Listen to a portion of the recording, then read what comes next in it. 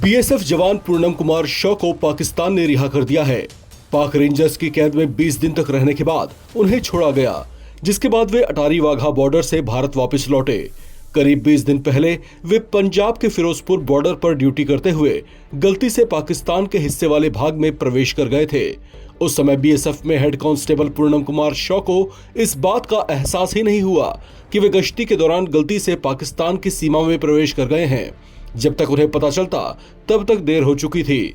कुछ ही देर के भीतर सीमा पार पाकिस्तानी रेंजर्स ने उन्हें पकड़ लिया। अनजाने में हुई एक गलती बीएसएफ जवान पीके शॉ को महंगी पड़ी, क्योंकि उसके बाद से ही वे पाकिस्तानी सेना की कैद में थे।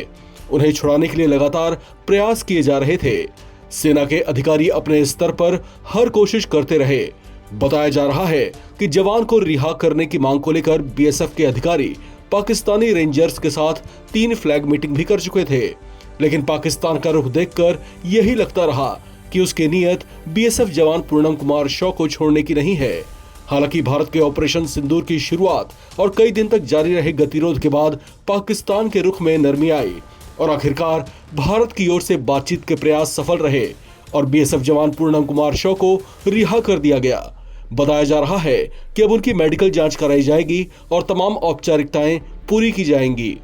देखिए, ये जो हमारा जवान था जो इनएडवेंटली एक्चुअली वहां गया नहीं था, वो वहां पे जो हमारे खेत जो हैं, जो फेंसिंग और इंटरनेशनल बाउंड्री के बीच में जो खेत हैं, उन लोगों का वो प्रोटेक्शन देने के लिए गया था और वहां पे वो छाया के लिए एक पेड़ के नीचे बैठ गया। उसको ये ख्याल नहीं रहा ये पेड़ जो है, वो पेड़ जो था वो पाकिस्तान की सीमा में था, क्योंकि वहां बाउंड्री पिलर का फेंसिंग तो है नहीं ना, वो बाउंड्री पिलर्स होते हैं और बाउंड्री पिलर आपको पता है 100-100 मीटर के ऊपर होते हैं। तो वो इसीलिए वो उन्होंने पकड़ लिया उसको। अब वो उसको भारत कह रहा था उसको आप छोड़ दीजिए कि ये तो इनएडवर्टली है, पर पाकिस्तान अपने नखरे दिखा रहा था।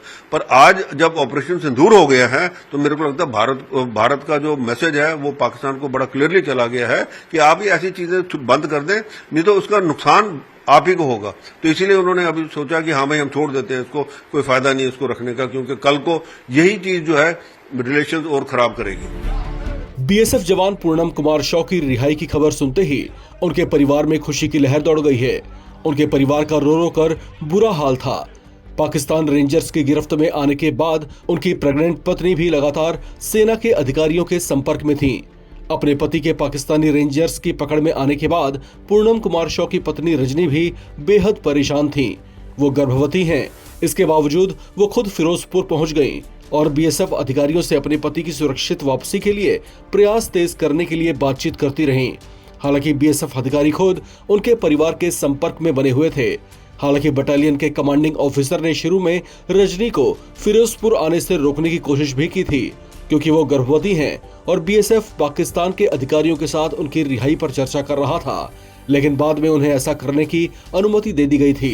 बीएसएफ में हेड कांस्टेबल पूनम कुमार शॉ के पाकिस्तान रेंजर्स द्वारा पकड़ लिए जाने पर उनकी पत्नी ने कहा था कि मुझे नहीं पता कि किस पर भरोसा किया जाए, हमें उनकी वापसी सुनिश्चित करनी चाहिए और मैं ऐसा करने के लिए व्यक्तिगत रूप से दरवाजे खटखटाने को तैयार हूँ।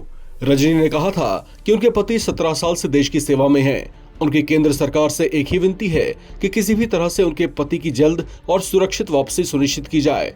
शॉ दंपत्ति का एक 7 साल का बच्चा भी है। शॉ पिछले महीने छुट्टियों पर आए थे। 31 मार्च को ही वे ड्यूटी पर वापस लौटे थे।